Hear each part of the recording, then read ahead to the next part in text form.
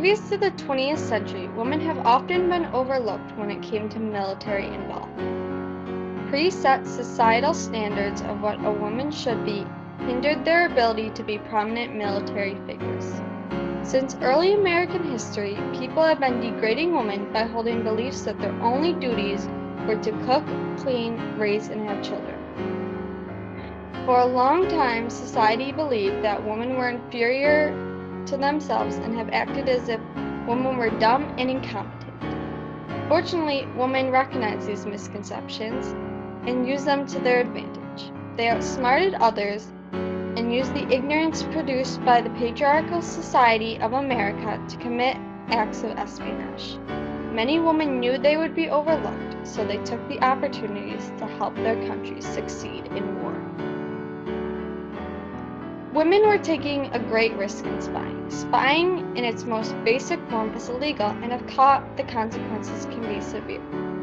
One excerpt describing John Andrews' defense during his trial for helping Benedict Arnold in his sabotage of the Patriot Army describes the dangers of spying.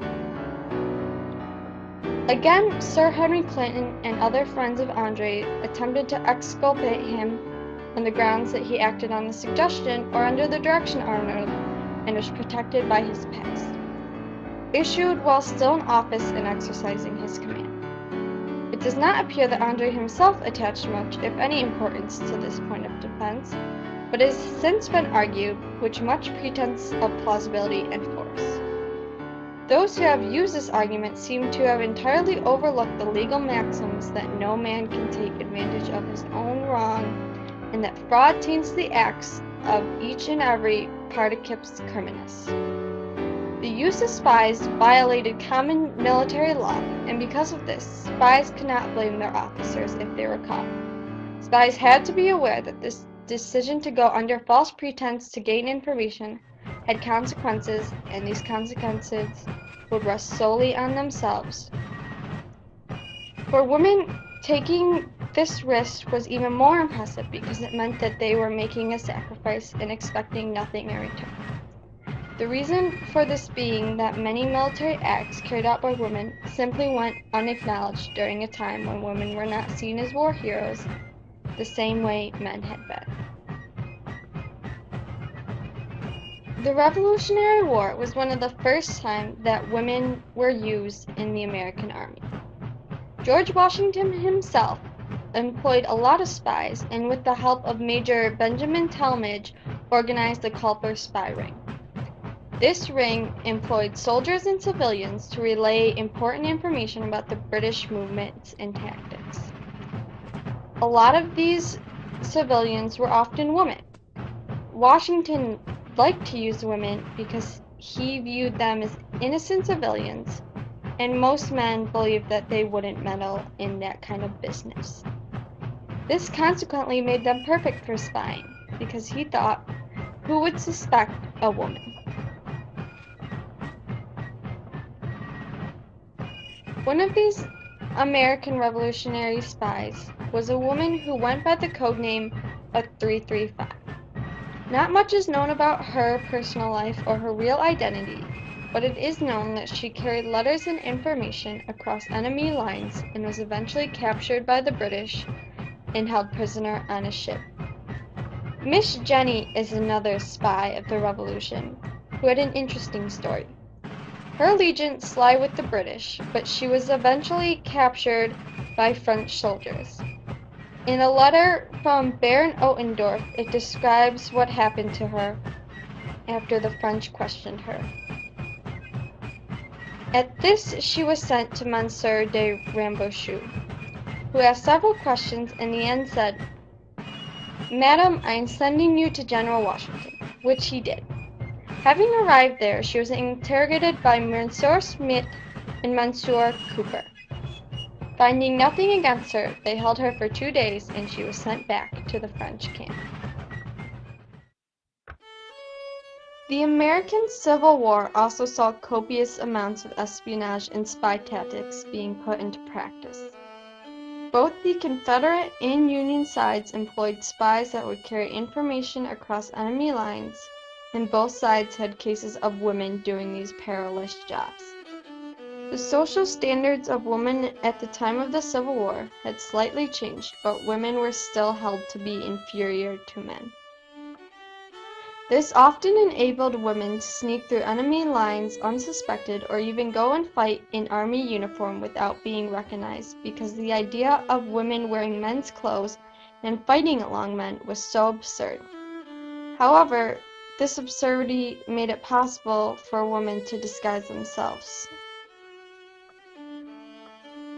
Elizabeth Van Lew was a Union spy that volunteered to take medical supplies to Union prisoners being held by the Confederates in Richmond. She realized that these prisoners had been marched through enemy lines and were aware of many important plans and movements of the Confederates. She used this information to set up a spy line and carried information to the Union officers for the next 4 years.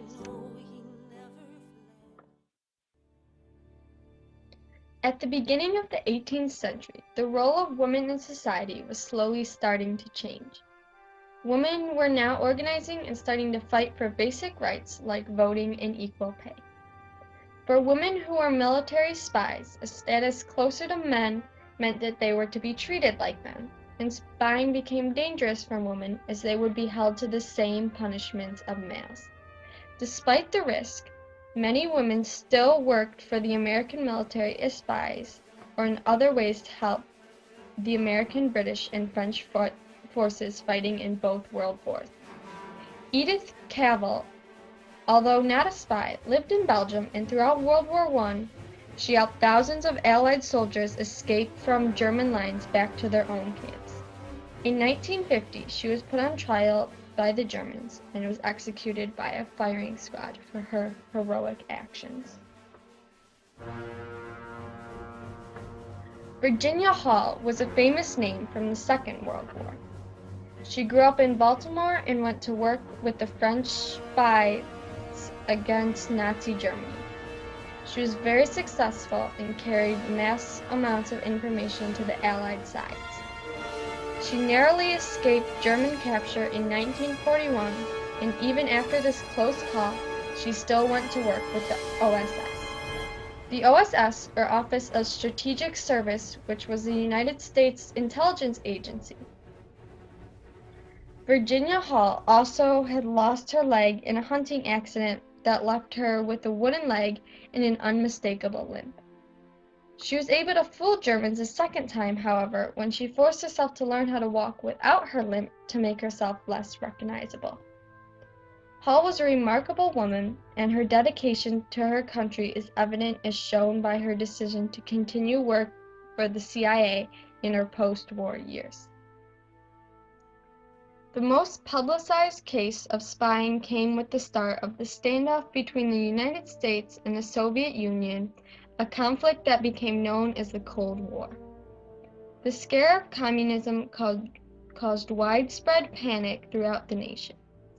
As tensions between the two superpowers intensified, widespread paranoia and the need for espionage did also. Many ex-communists like Elizabeth Bentley, who acted as a Soviet spy, switched sides and provided the U.S. with valuable information.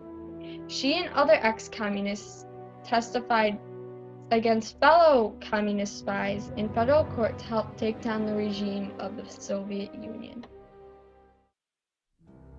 Today, spying is still a common tactic practiced by the U.S. Spies are used to gather important information from terrorist groups such as Al-Qaeda and ISIS, and even now, a lot of these spies are women. Women who risk a lot to guarantee the rights of others. When reflected upon, it is remarkable what women sacrifice to serve their countries. Even in the early years, when the countries they were serving gave them nothing in return, not even basic rights. It is astonishing the accomplishments that women have made in the field of male military espionage that still go unacknowledged, and just goes to show the integrity of women who often gave so much and received so little.